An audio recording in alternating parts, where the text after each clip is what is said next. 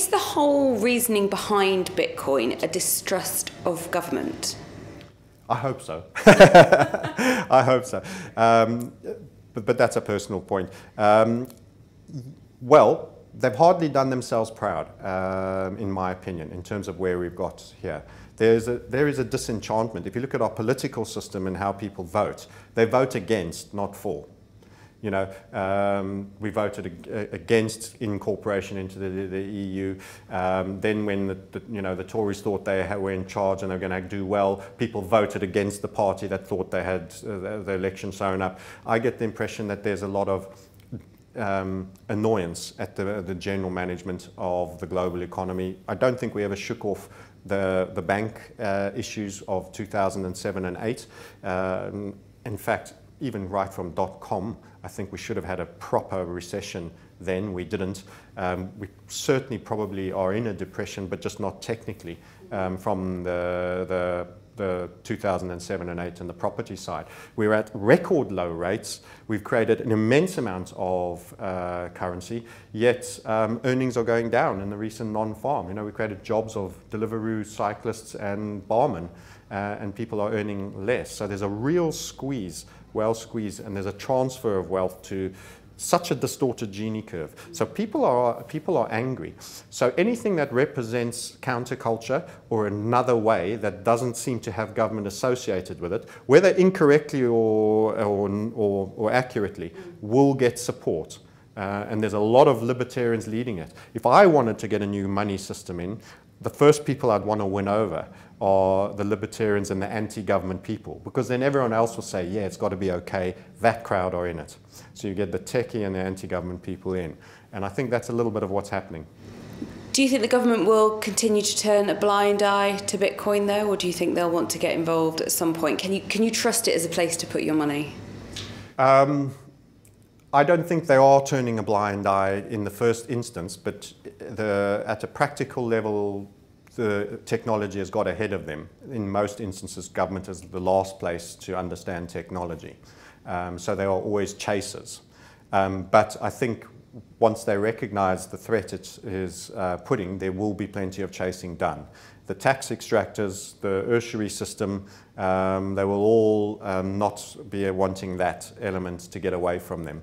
So I can imagine in terms of your activities in the crypto space, do not consider for the lifetime that those activities can't come under scrutiny, capital gains claim from a government, etc., etc. So you've got to maintain the order in your administration of self as a result. In spite of this, don't buy into the anonymity and the regulation-free. I think anything you do could catch up to you. Remember, the blockchain does retain every transaction.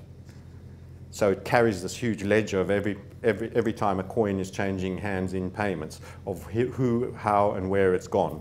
And your details are on an exchange. So just be aware that anything you do today could be held against you in the future in terms of.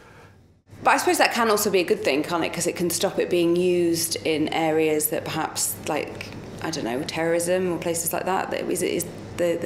That's the narrative we're sold. There always needs to be a boogeyman, in my view. Yeah. That's the narrative we're sold. I can remember that when Mt. Gox got hacked, there was a tremendous amount of media exposure of, oh, it's the pedophilia currency and people who want to have hits taken out on people and buying AK-47s and illicit drug taking and all of this. And then suddenly they turned off the attack dogs after the Mt. Gox, and then everyone was loading up passports and identity onto the exchanges.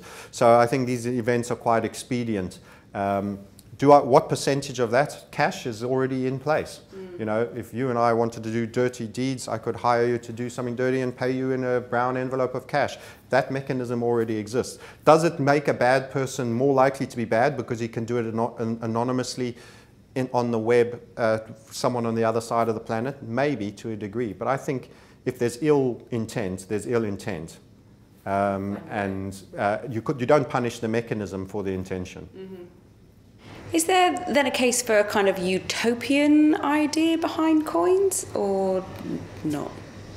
It depends what you mean by utopia. I think anything that involves humans is always going to fall slightly short of utopia. There's going to be greed, there will be some scams, there will be get-rich-quick thinking, greed and fear. And I don't know if utopia exists where there's a human element of that nature, but the idea is that we have a denationalized payment system, that you could choose your brand and you could engage with that. So you could hold all your wealth in Ethereum, pay your bills in Ethereum, and when you go on holiday, as I've mentioned before, you don't have these currency conversion issues, and you also don't have the devaluation issues and the quantitative easing issues, which are clearly destructive policies for the benchmark. Why do we want to build wealth, work really hard, and then put it in something that's dissipating and being proliferated away? And this is potentially the attraction now. Are we getting an alternative that we could put much more of our wealth in and transact with? The important thing to remember with cryptos is not only is it a revolution, it's a payment system. So you get something that is now in the space of Master and Visa cards. It also will challenge PayPal and Western Union, which is a transfer system. And then it's also a medium of exchange and a store of value. So medium of exchange, you know, I can give you some Bitcoin and, you know, you can sell me an outfit. And at the same point, it's a store of value. You can leave things in Bitcoin and there has been appreciation. So we're getting a lot of the things that gold bugs like, although there are some real differences too. And people shouldn't make that mistake to think they're identical.